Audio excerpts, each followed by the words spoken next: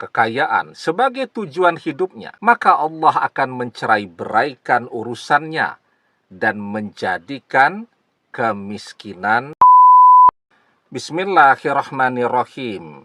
Assalamualaikum warahmatullahi wabarakatuh. Bapak-bapak, ibu-ibu, mas-mas, mbak-mbak, khususnya adik-adikku sekalian yang dirahmati Allah dimanapun Anda berada. Kembali di IIP Channel bersama saya, IIP Wijayanto.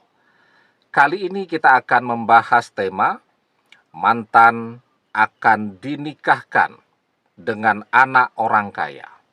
Tanda akan segera bercerai dan jatuh miskin. Jadi mungkin saat ini ada orang yang sedang berada pada fase demikian ya. Stres dia. Kenapa? Karena mantan yang dulu sepertinya sangat mencintainya. Kemudian mereka tidak bisa menikah karena faktor mantan akan dinikahkan dengan anak orang kaya. Dia berpikir bahwa mantannya masih akan setia. Mantannya akan menolak perjodohan itu dan dia sekarang masih berjuang agar mantannya bisa bersamanya. Kan berjuang tuh, dia kerja keras ya, agar apapun yang diinginkan oleh orang tuanya mantan bisa dia turuti, bisa dia wujudkan. Pengen punya pesta pernikahan anak yang megah, begitu kan? Pengen calon mantunya ini sudah punya rumah sehingga nanti tidak harus ngontrak ke sana kemari. Pengen mas kawin yang mewah, mahal, dan seterusnya. Dia sedang berusaha nih. Enggak taunya mantannya mengkhianati. Mantannya menerima perjodohan dengan orang lain. Dan mantannya akan menikah. Ya, sudah pamer foto prewedding di media sosialnya. Dia masih berusaha untuk ketemu dengan orang tua mantannya, ketemu dengan mantannya, dan mereka sudah menutup pintunya rapat-rapat. Jadi wajar ya kalau kemudian jadi stres, kepikiran ya, dan seterusnya. Tapi sesungguhnya ya, apa yang akan terjadi pada pernikahan yang demikian? Mantan mengkhianati untuk menerima lamaran dari anak orang kaya.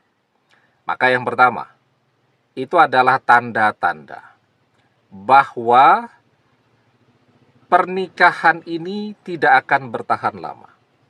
Ya, pernikahan ini akan segera bercerai dan tidak hanya perceraian, tapi juga mantan orang tuanya akan jatuh miskin, tidak punya apa-apa.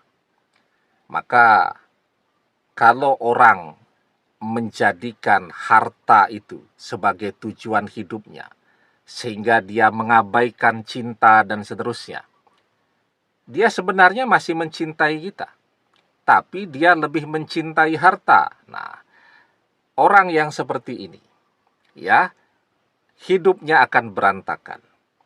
Maka kita diajarkan, man kanatid dunya hammahu farraqallahu alaihi amrohu wa ja'ala fakrohu baina ainaihi.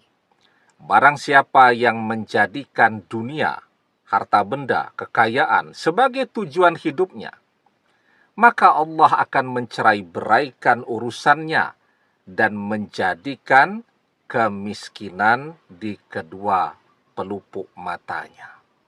Ya, jadi jelas ya, ketika orang menikah karena faktor harta, maka cepat bercerainya.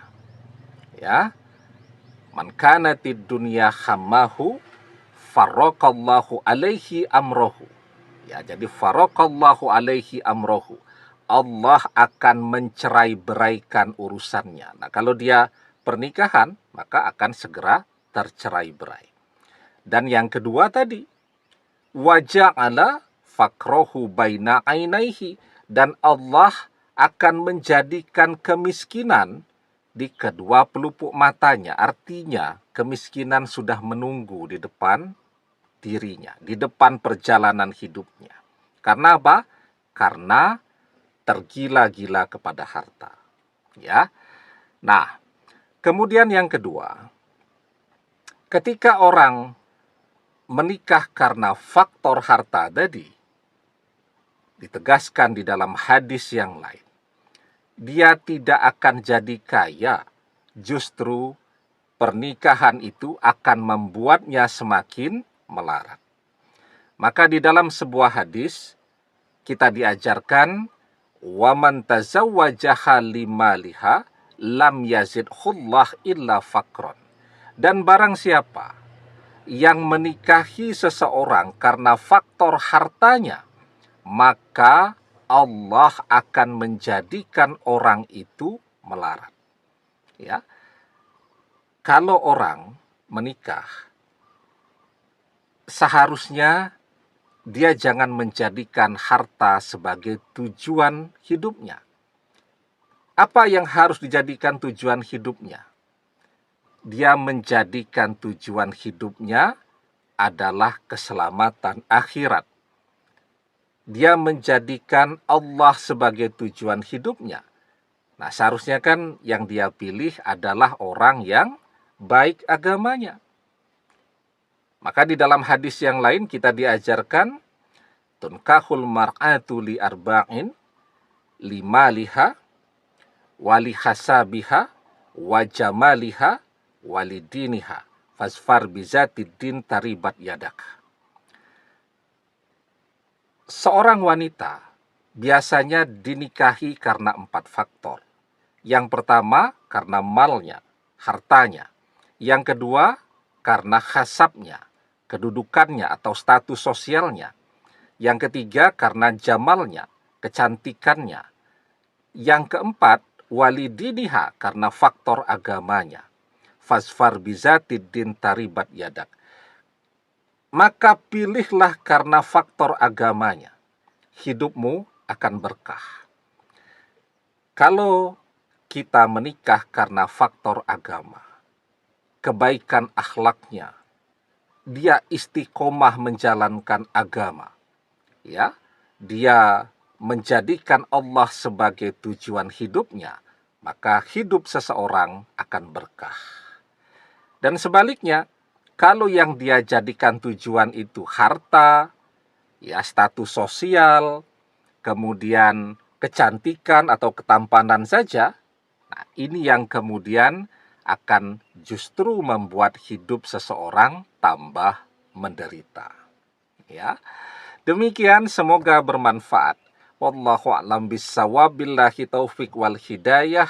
Assalamualaikum warahmatullahi wabarakatuh.